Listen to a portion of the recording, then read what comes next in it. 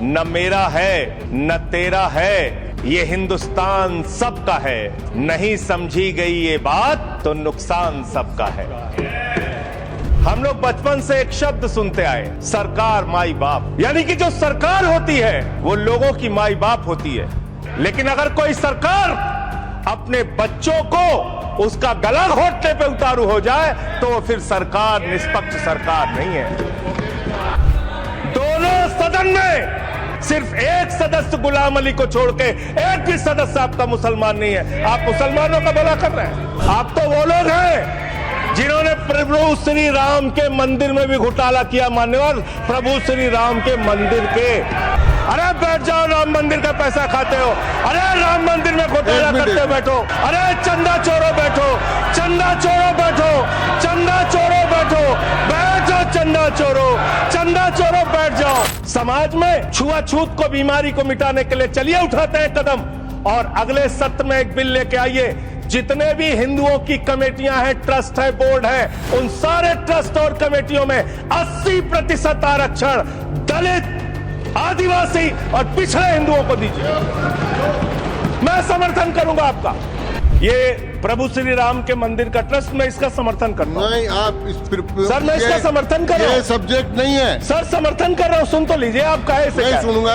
ऐसे ऐसे प्रावधान इसमें रखे हैं जो बड़े अजीब हैं, जो अपने आप में ये बताते हैं कि आपकी मंशा सिर्फ देश में झगड़ा कराने की है, नफरत फैलाने की है, फसाद कराने की है। आपकी मंशा कहीं भी मुसलमानों का या किसी वर्ग का भला करने की नहीं है, नहीं है और नहीं है। श्री संजय सिंह, दोनों ही कह रहे एक दूसरे को। धन्यवाद मान्यवर, आपने एक अत्यंत महत्वपूर्ण बिल पे मुझे अपनी बात कहने का मौका दिया। मैं जैसे उदय प्रताप जी की चंद पंक्तियों से अपनी बात शुरू करूंगा। न मेरा है न तेरा है, ये हिंदुस्तान सबका है। नहीं समझी गई ये बात तो नुकसान सबका है। न तेरा है न मेरा है, ये हिंदुस्तान सबका है। नहीं समझी गई ये बात तो नुकसान सबका है। जो आकर मिल गई इसमें वो दिखलाई नहीं देती, जो नदियां मिल गई इसमें वो दिखलाई नहीं देती। महासागर बनाने में मगर एहसान सबका है। महासागर बनाने में मगर एहसान सबका है। मान्यवर, हम लोग बचपन से एक शब्द सुनते आए, सरकार माई बाप। सरकार माई बाप, यानी कि जो सरकार होती है वो लोगों की माई बाप होती है। मां की तरह ख्याल रखती है, पिता की तरह ख्याल रखती है। लेकिन अगर कोई सरकार अपने बच्चों को उसका गला घोटने पे उतारू हो जाए तो वो फिर सरकार निष्पक्ष सरकार नहीं है, नहीं है मान्यवर। वो सौतेली मां है, वो सौतेली मां है, उसका व्यवहार सौतेला है। और आज आप जो काम कर रहे हैं इस बिल के माध्यम से, आप बाबा साहब डॉक्टर भीमराव अंबेडकर जी के द्वारा लिखे गए संविधान की हत्या कर रहे हैं। और ये बात मैं इसलिए कह रहा हूं कि बाबा साहब डॉक्टर भीमराव अंबेडकर जी ने संविधान की धारा 26 में लिखा, धार्मिक मामलों के प्रबंधन की स्वतंत्रता, धार्मिक एवं धर्मार्थ उद्देश्यों के लिए संस्थाओं की स्थापना एवं रखरखाव करना, धर्म के मामलों में अपने स्वयं के मामलों का प्रबंधन करना, चल एवं अचल संपत्ति का स्वामित्व एवं अधिग्रहण करना तथा ऐसी संपत्ति का कानून के अनुसार प्रशासन करना। यह अधिकार आपने नहीं दिया, यह अधिकार किसी भारतीय जनता पार्टी के लोगों ने नहीं दिया। यह अधिकार बाबा साहब डॉक्टर भीमराव अंबेडकर जी के द्वारा लिखे गए भारत के संविधान ने दिया मानकर। और आप उस संवैधानिक अधिकार को छीन रहे हैं एक गैर संवैधानिक बिल लाके। क्या क्या लिखा इस कानून के अंदर आपने, किस तरीके से आपने इस संविधान की हत्या करने का काम किया। आप बड़ी बड़ी बातें कर रहे हैं। ये सरकार कह रही है कि ये कानून हम मुसलमानों के भले के लिए आ रहे हैं। जब मैं आपसे सुनता हूं तो मुझे लगता है कपिल शर्मा कॉमेडी सर्कस में बोल रहा है। आप मुसलमानों का भला कर रहे हैं, आप मुसलमानों का भला कर रहे हैं। दोनों सदन में एक भी सदस्य दोनों सदन में सिर्फ एक सदस्य गुलाम अली को छोड़ के एक भी सदस्य आपका मुसलमान नहीं है। आप मुसलमानों का भला कर रहे हैं, आप मुसलमानों का भला कर रहे हैं।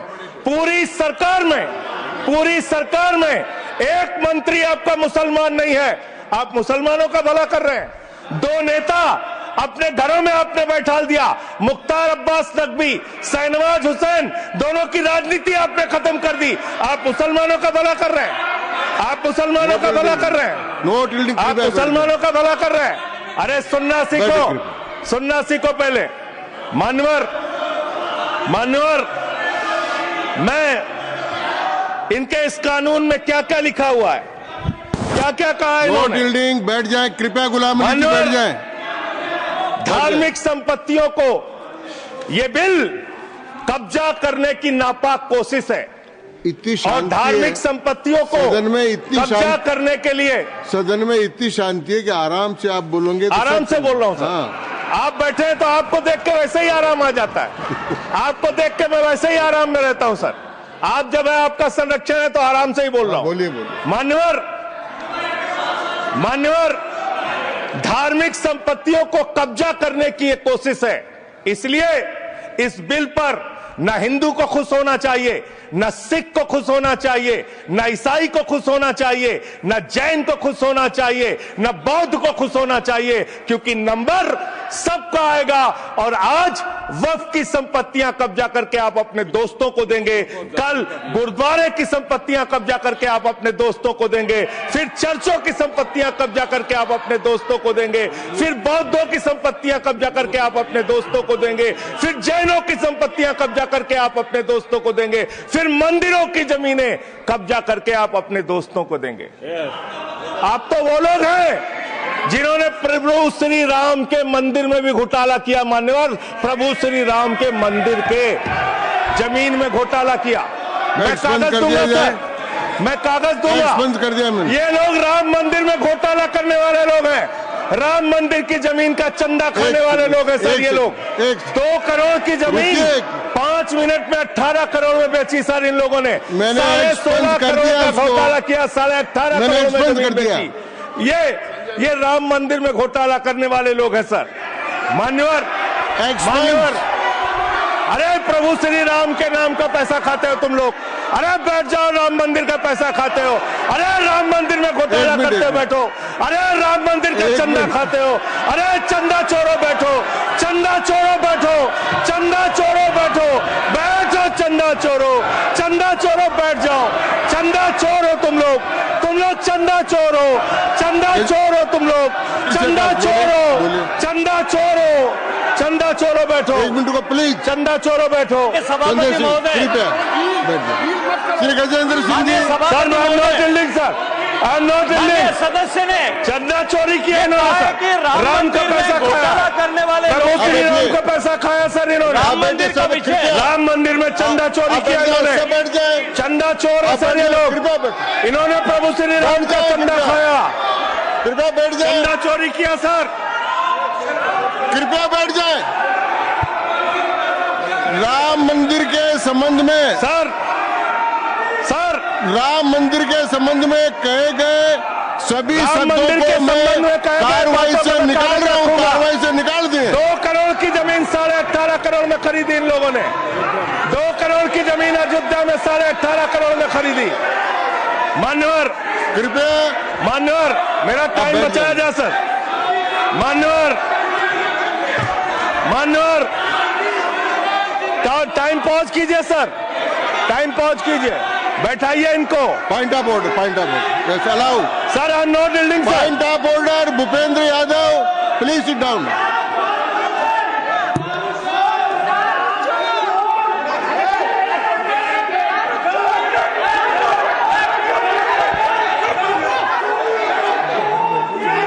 भाई पॉइंट ऑफ ऑर्डर मैंने दिया, आप जाइए स्थान पर, कृपया अपने स्थान पर जाएं।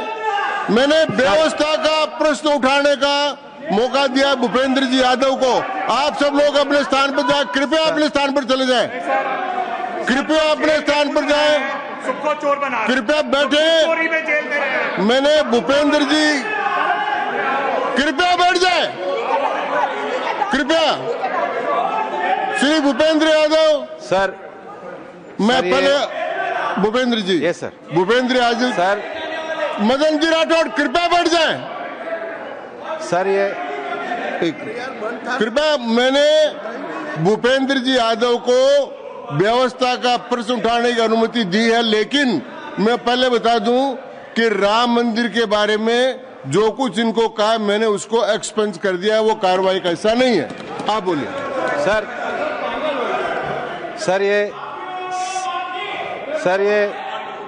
सर ये सदन का उच्च सदन है। रूल में बता देता हूं, रूल 238 और 240। आप 238 और 240, 238 and 240, you read it. Sir there are sir 2 rules है, 238, 240। मेरे को बुक की जरूरत नहीं है। हाउ टू स्पीक ये 238 है। सर 240 बड़ा इंपॉर्टेंट है जी। सर, कोई भी सदस्य अगर इररिलेवेंट बोलता है, अगर तो ये चेयर की पावर है कि उस सदस्य को रोक सकते हैं। जो विषय डिबेट से जुड़ा हुआ नहीं है, जो विषय सदन से जुड़ा हुआ नहीं है, इररिलेवेंट विषय को आपको रोकने का अधिकार है। जो सदस्य संजय सिंह जी बोल रहे थे वो इररिलेवेंट है। तीसरा एक और विषय सर, 238 में बोलने के बाद जो असंसदीय शब्द है, किसी भी पार्टी के बारे में, किसी के बारे में जो असंसदीय शब्द है वो बोले गए हैं, तो उसकी भर्त्सना भी हाउस पूरी तरीके से करता है। माननीय Tiruchi Shiva. Sir, I also stand on the. Please, I am allowing Mr. Tiruchi Shiva. I also stand on the same rule, sir. 238 and 240. You didn't quote 238. You remember 240, but 238 you are well versed, I know, but you are not quoted. Nothing refer, only the rule number. Yes, yes. Refer to any matter of fact on which a judicial decision is pending. No. Make a personal charge against a member. No. Please. What is? Please. Kindly listen. Hello, please. I'm on a point of order. I'm on a point of order. I'm on a point of order. Point of order आपने allow किया है। What is that? Point of order आपने allow किया है। Rule 240. बैठ जाए। Sir. सुन ले एक बार। Sir. मैं निर्णय मुझे करना, आप तो सुन तो लें। आप बैठे। Mr. Vice Chairman, only 240. 240 which मैंने is quoted, दोनों 238, 240 दोनों देख लिए। Please, sir. हाँ। Rule 240 says, the chairman, after having called the attention of the council to the conduct of a member who persists in irrelevance or in tedious repetition, you didn't call, sir. Whether it is irrelevance or repetition has to be decided by the chair. So, the chairman. आप सुनो ना भाई, please. Hello, listen. please. I'm speaking to the chair. Please तो I'm speaking to the chair. इधर देखिए ना। Sir, it is we leave it to your discretion and Yes. decision, sir. Yes. And not it is repetition or irrelevance can be decided by any other member, sir. Only you, sir. Okay, thank you. मैंने श्री भूपेंद्र जी यादव ने 240 में ये और है कि अगर कोई दूसरा सदस्य भी किसी सदस्य के इररिलेवेंट डिबेट को सपोर्ट करता है तो उसको भी डिबार करना चाहिए। आपको शिवा को भी करना चाहिए। आप एक सेकंड। मेरी व्यवस्था यह है कि 238, 240 के अंतर्गत मैंने ऑलरेडी जो असंसदीय शब्द थे वो और राम मंदिर के बारे में, क्योंकि ये विधेयक की परव्यू में नहीं आता है, इसलिए मैंने राम मंदिर के बारे में इनके लगाए गए इलेक्शन और असंसदीय शब्दों को कार्रवाई से निकाल दिया। धन्यवाद। मान्यवर, आपने कहा कि इससे आप पिछड़े मुसलमानों का भला करने जा रहे हैं। सुनने में बहुत अच्छा लगता है कि आप पिछड़े मुसलमानों का भला करने जा रहे हैं। आपने इसमें कहा कि आप महिलाओं का भला करने जा रहे हैं। सुनने में बहुत अच्छा लगता है कि आप महिलाओं का भला करने जा रहे हैं, लेकिन ये सरकार, और यहां पे इस समय मंत्री जी नहीं है, मैं उनसे पूछना चाहता हूं, आप देश को और सदन को गलत जानकारी क्यों दे रहे हैं? मानवर, 2013 के वक्फ बिल में जो भारतीय जनता पार्टी की सहमति और सहयोग से पास हुआ, उसमें भी महिलाओं के लिए आरक्षण था। मना कर दीजिए कि नहीं था? मना करिए कि हम गलत बोल रहे हैं। मानवर, मंत्री जी ने कहा 1 करोड़ सुझाव आया, मैं आपसे पूछना चाहता हूं, कितने करोड़ ईमेल आए, कितने करोड़ पत्र आए, कितने करोड़ सुझाव आए, पूरे देश को जानकारी दीजिए।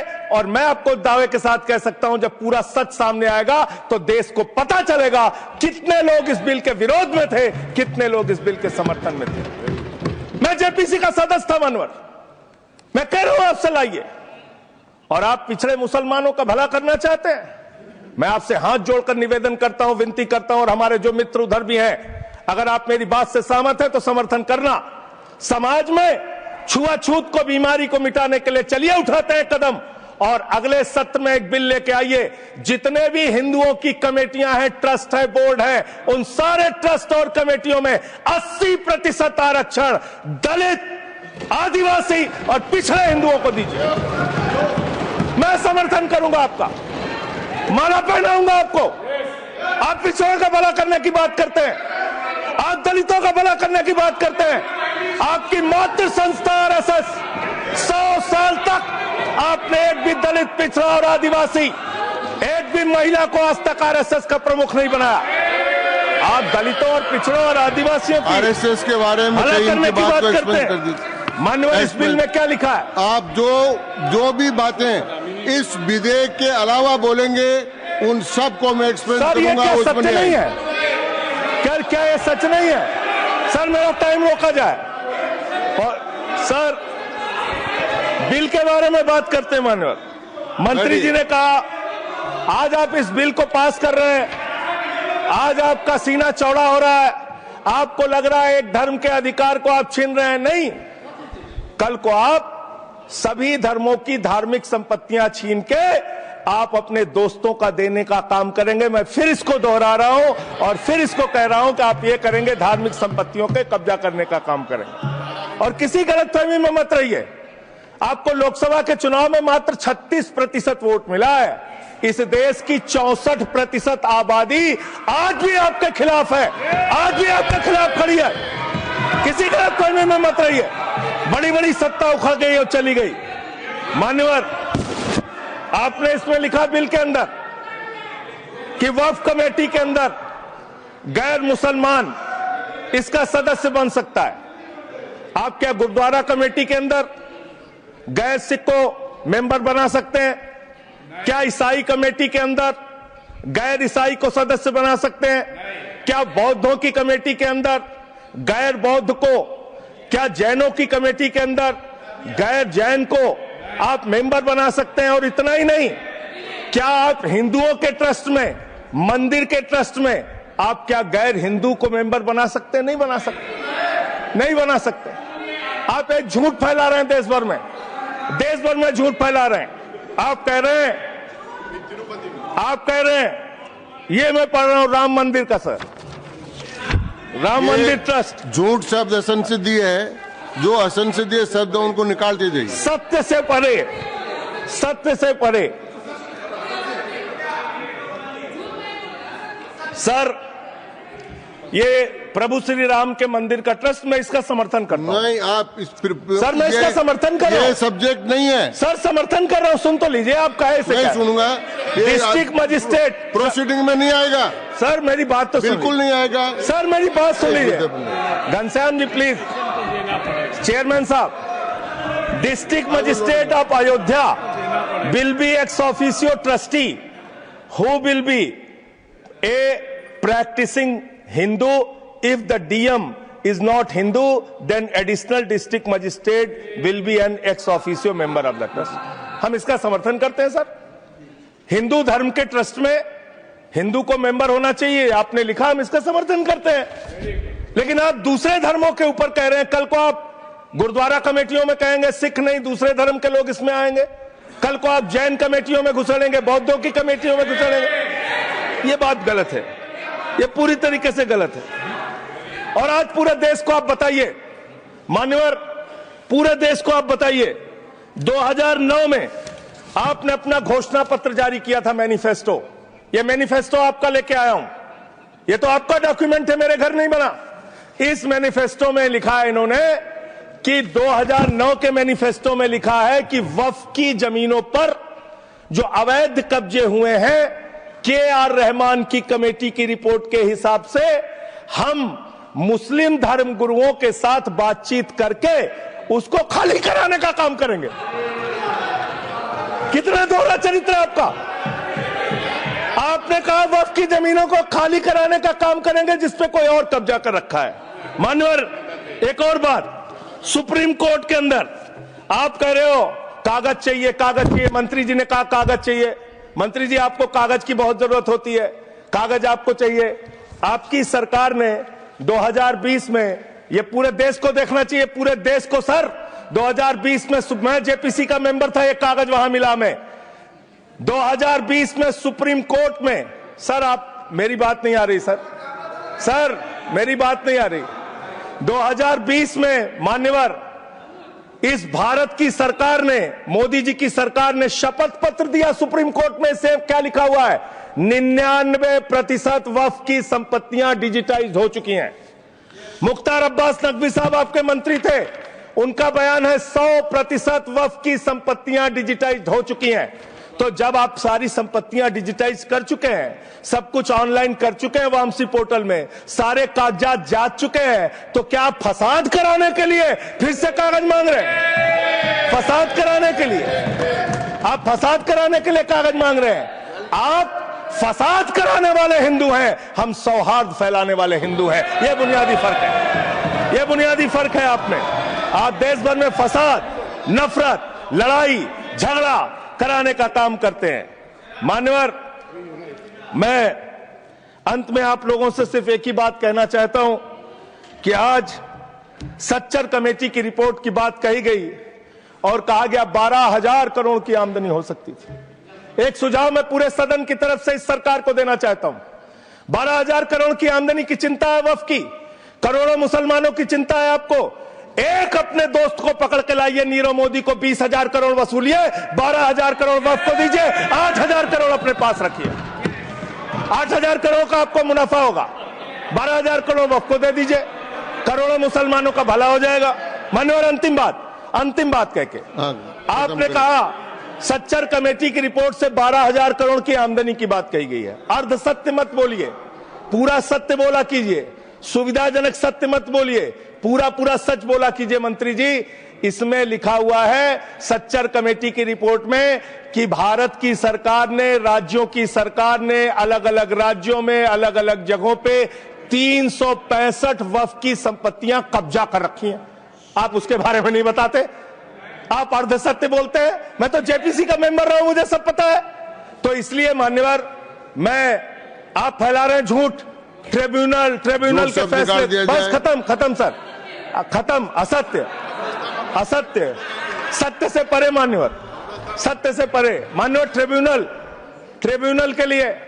ट्रिब्यूनल के लिए आप कह रहे हैं उसको अपील नहीं की जा सकती। हाई कोर्ट का फैसला ट्रिब्यूनल के फैसले के खिलाफ आया है, सुप्रीम कोर्ट का फैसला ट्रिब्यूनल के फैसले के खिलाफ आया है। आपने कहा 5 साल का प्रैक्टिसिंग मुस्लिम होना चाहिए। कैसे प्रैक्टिसिंग मुस्लिम तय करेंगे सर? आप क्या मुसलमानों के घर में सीसीटीवी का कैमरा लगाएंगे?